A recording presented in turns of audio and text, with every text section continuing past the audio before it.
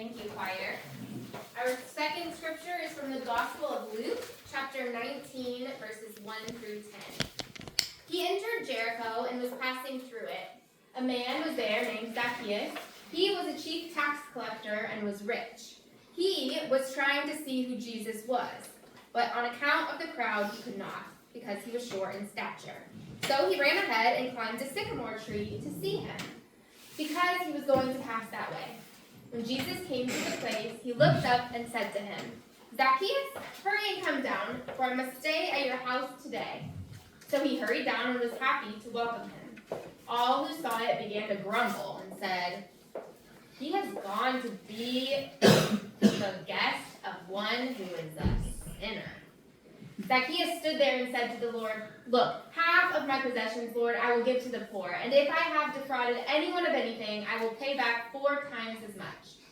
Then Jesus said to him, "Today salvation has come to this house, because he too is a son of Abraham. For the Son of Man came to seek out and to save the lost." This is the word of the Lord. So, growing up, my dad made sure that my siblings and I experienced giving in church. He would pull out his billfold. Oh, well, we can watch it.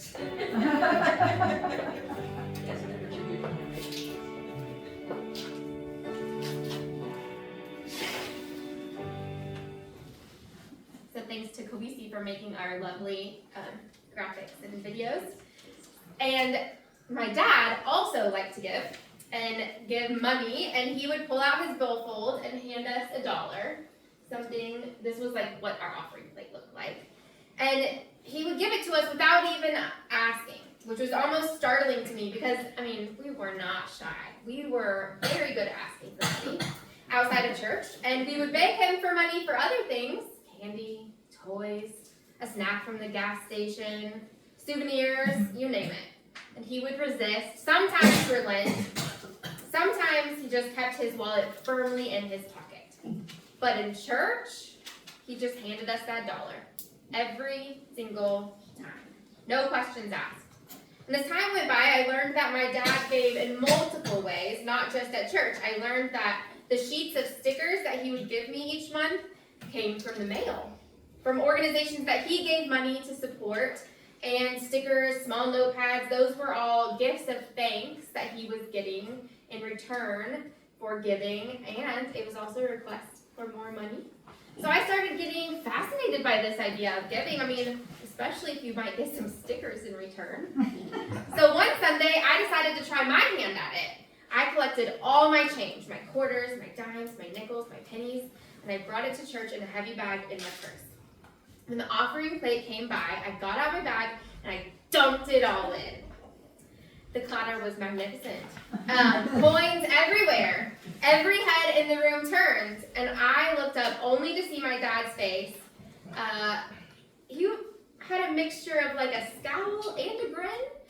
Delighted that I was trying my own method, but a little uncomfortable with my dramatics. That Sunday, I later learned someone had to count all of those coins. And somebody was going to be busy with that now heavy, full plate. I think that's one reason, honestly, I prefer online giving now. But now that Lena is older, she's reading, she's curious, she's asking about money, I have a lot of questions about how this invisible money of online giving impacts our next generation.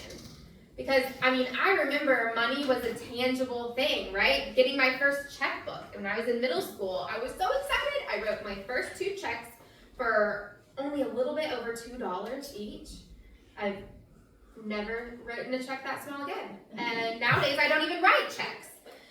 But my kids, they don't know that we give unless we talk about it. And so we've tried to incorporate this idea of being verbal about it and sharing that it looks different for everyone, but it's a personal decision.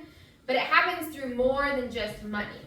So here's what we try and communicate with our kids: that giving is a commitment to be all in. I recently learned that in some cultures, there's a clear distinction between a tithe and an offering. Tithe is 10% of your income. It's considered required. It's It is your baseline. And then offering is anything you give over and beyond and above that expected 10%. Now, we're Presbyterians, not legalists, despite what some people might think, and we don't require a tithe, but I want us to think about that framework for a moment. What if we approached giving not with like, well, what's the minimum amount I can get away with, but as what is my baseline commitment and how can I go above that? A colleague shared with me this challenge. Every stewardship season, push yourself a little bit more. Give just a little bit more than last year. Because spiritual growth and generosity is one of the clearest signs that you are being transformed by God's love. And it's a way to show your trust in God, that God will provide. So we have to talk about Zacchaeus for a minute, because this little guy, he teaches us everything we need to know about how transformation leads to generosity. Zacchaeus, a chief tax collector, that means he was wealthy, but he got that wealth by collaborating with the Roman occupiers, probably skimming some extra off the top for himself. Nobody liked tax collectors. They were seen as traitors and thieves. But Zacchaeus was very curious about Jesus. So curious that he climbed a tree just to catch a glimpse of him passing by. And Jesus looked up and saw Zacchaeus and said, "Hurry, come on down. I must stay at your house today." Here's the thing. Jesus didn't say, "Zacchaeus, you need to change your ways first and then maybe I'll visit." Jesus invited himself over before any transformation happened. And what did Zacchaeus do? Well, the text says he hurried down and was happy to welcome him. But here's the key moment. After encountering Jesus, after experiencing Jesus' welcome and grace instead of judgment and rejection, Zacchaeus stood up and made this announcement. "Look, half my possessions, Lord, I will give to the poor. And if I have defrauded anyone anything, I will pay back 4 times as much." Wow. Did Jesus demand this gift? No. Did Jesus guilt him into it? No. Did Jesus present him with a budget and ask him to fill in the gap? No. Zacchaeus' generosity flowed naturally from his transformed heart. When you encounter Jesus, when you experience grace, welcome, abundance, and love, it changes you. And one of the clearest signs of that transformation is that you start giving differently. Not because you have to, because you get to. You want to. It's not out of obligation, it's out of overflow. And the butterfly image that we've been watching as it's gone from a caterpillar, it emerges from the chrysalis completely transformed. Again, it started hungry, growing, consuming, and then it entered the chrysalis for this radical metamorphosis, and today it emerges. As it emerges, it doesn't immediately fly. It can't. Its wings are crumpled and wet. It has to hang there, letting its wings unfold and dry, pumping fluid through them until they're strong enough to support flight. But here's what's remarkable, is that even though the butterfly has legs, it doesn't try to crawl anymore. It doesn't look at the ground and think, well, that's how I used to get around. I could just do that. It says, I have wings now. Flying isn't something it has to force or fake. It's simply who it has become. The butterfly has new capabilities. What was impossible before now is natural. The butterfly doesn't try to crawl. It flies, because that's who it's become. So New Hope, who are we? Who have we become in this season? Who are we becoming? Are we still trying to crawl like we used to? Or are we emerging from who we used to be, transformed to give generously? In 2 Corinthians 9, Paul says, the one who sows sparingly will also reap sparingly, and the one who sows bountifully will also reap bountifully. Paul's using an agricultural metaphor, so farmers would know if you're stingy with your seed, oh, I better hold back, I might need this later. you're going to get a sparse harvest. But if you sow generously, trusting that the harvest will come, you reap abundantly. So Paul's not saying if you want some stickers in the mail, give generously. He's also not saying that if you give money, God will make you rich. That's prosperity gospel nonsense. But Paul is saying generosity creates abundance, not just for you, but for the whole community. When you give generously, you experience the joy of participating in God's work.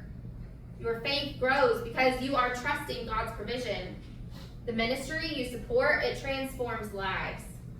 Those lives, in turn, give thanks to God, and the whole community is blessed. Paul says it beautifully, you will be enriched in every way for your great generosity, which will produce thanksgiving to God through us. Your generosity produces a chain reaction. So, again, I ask, are you crawling or are we ready to fly? Do we live from a place of scarcity or abundance? Because scarcity thinking says there's not enough. I need to hold on tightly to what I have. If I give, I'll lose something. I can't afford to be generous. But abundance thinking says God has richly blessed me. I can hold my possessions lightly because they are gifts from God. When I give, I participate in something greater than myself. I can afford to be generous because God is generous with me. Paul puts it this way, God is able to provide you with every blessing in abundance, so that by always having enough of everything, you may share abundantly in every good work. Wow. Did you catch that? God provides abundantly so that you can share abundantly. The point isn't to accumulate. The point is to participate. When you dwell in God's abundance, when you really deeply believe that God has blessed you and will continue to provide, generosity becomes natural. Like the butterfly that now has wings and it flies. So here is my invitation and my challenge to you today. The invitation is this: prayerfully consider what God is calling you to give in 2026. Not what you think the church needs, not what your neighbor is giving, but what is God calling you to give? If you've never given before, maybe start somewhere. Even $5 a week, $260 a year, goes towards building God's kingdom. And if you have been giving, consider what my colleague suggested. Push yourself just a little more this year. What would it look like to grow in generosity for you? And if you've already been giving generously, thank you. Consider, are there other ways you could give? Your time, your talents, advocacy, or presence. The challenge is that I want you to think about giving not as a percentage of your budget, but as an act of worship. What if your giving was the first check you wrote each month, not the last? What if you thought of it as first fruits and not leftovers? What if you gave not from what's left over after you've paid all your bills, but from the top, trusting that God will provide for all of the rest? I'm not saying this to guilt you. I'm saying it because I believe generous giving will transform you. Like a butterfly emerging with wings, you'll discover that you have capacities that you might not even know you have. You'll find joy you didn't expect. You'll experience freedom from the gift that money can have on our hearts. I know that for some of you, making a financial commitment might feel vulnerable or even a little dramatic. I told you about when I dumped all those coins in the offering plate, the clatter. It was truly something. Every head turned, and my dad gave me that "I'm amused, but quiet down" look. But you know what? That noisy, slightly embarrassing moment was actually my first experience of being all in. I gave everything I had. It wasn't really that much. But just because it wasn't sophisticated, it was mine, and I gave it. So what does all in look like for you? For some of you, all in might mean making your first financial commitment. It might mean increasing your giving. It might be any sort of thing, because all in is different for everyone, but it's the same heart posture. Total commitment to dwelling in God's generosity and partnering with God in the building of the kingdom. So 4 weeks ago, we started this whole journey asking, where do we dwell? We learned that we dwell in God, that God is our foundation, our home, our dwelling place. We've learned to dwell in purpose, creating sacred time and space for God's transforming work. And we've learned to dwell together in community, that our gifts are multiplied when we use them together. And today, we're celebrating that we dwell in generosity. When we live in God's abundance, giving becomes natural, joyful, and transformative. Dwelling in generosity stems from transformed hearts that have encountered God's grace and want to share that grace with others. Like Zacchaeus, who met Jesus and immediately became generous. Like the Corinthians, who gave not reluctantly, but cheerfully. Like the butterfly, who has emerged with new capabilities and simply lives into what it has become. You are people transformed by God's love. May your giving today reflect that transformation. Because the caterpillar is gone. The chrysalis is empty. The butterfly has emerged. New Hope, you have wings. Go ready to fly. May it be so. Amen.